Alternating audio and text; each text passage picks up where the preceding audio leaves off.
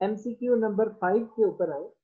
अगर if the slope of velocity time graph gradually decreases then the body is said to be moving with।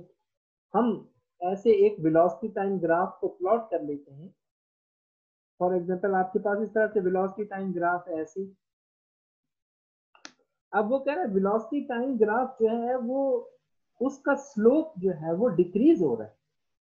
Slope decrease होने का मतलब ये है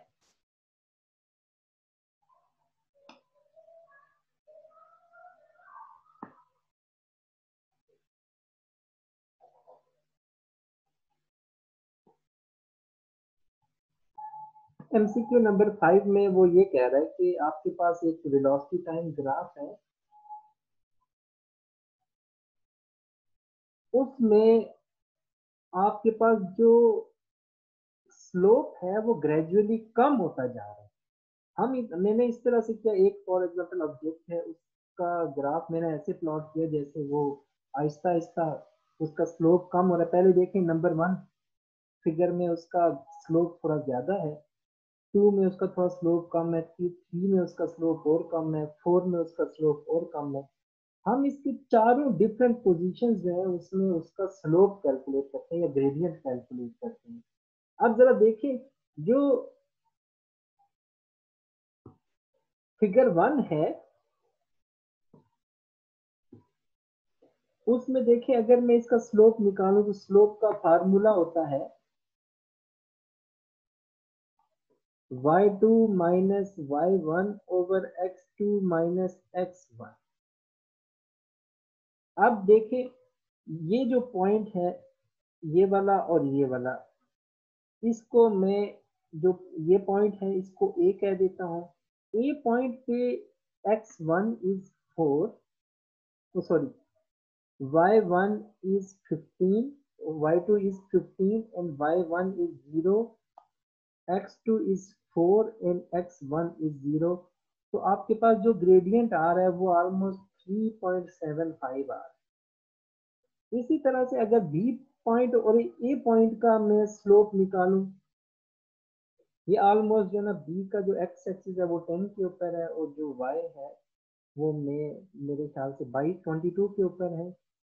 अगर मैं इसका निकालूं तो क्या आएगा, 22 minus 15 over x2 is 10 and x1 is 4। ये आ जाएगा 7 डिवाइडेड बाय 6, तो ये 1 पॉइंट ऑलमोस्ट 16 आ जाएगा। अगर मैं नंबर 3 का निकालूं, इस पॉइंट को मैं सी कर देता हूँ, सी और बी के बीच में अगर मैं निकालूं तो ये ऑलमोस्ट 15 बन रहा है एक्स एक्सिस पे और वाई एक्सिस के ऊपर 25 है। 25 माइनस 22 divided by 15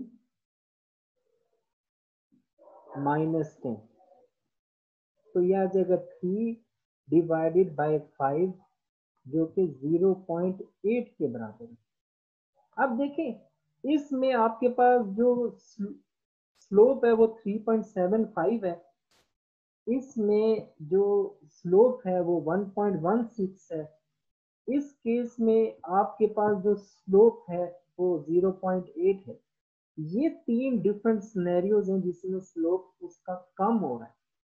लेकिन आप देख लें हर केस में, पहले केस में वेलोसिटी जो है वो 15 थी, अगले केस में वेलोसिटी फॉर एग्जांपल 22 हो गई है, उसके बाद 25 हो गई है।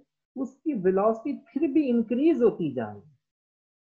वेलोसिटी जब इंक्रीज होती है तो उसको पॉजिटिव एक्सेलरेशन कहते हैं। इसलिए जो इसका आंसर है वो हम ए लिखेंगे।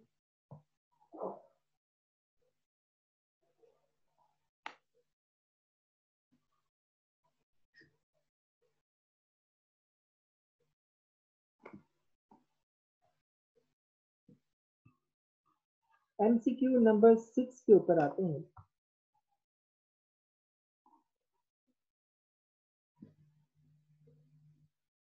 उसमें उसने कहा है कि आपके पास एक 7 kg की बॉल है इस तरह से सपोज कि आपके पास एक बॉल है और वो 7 kg की है।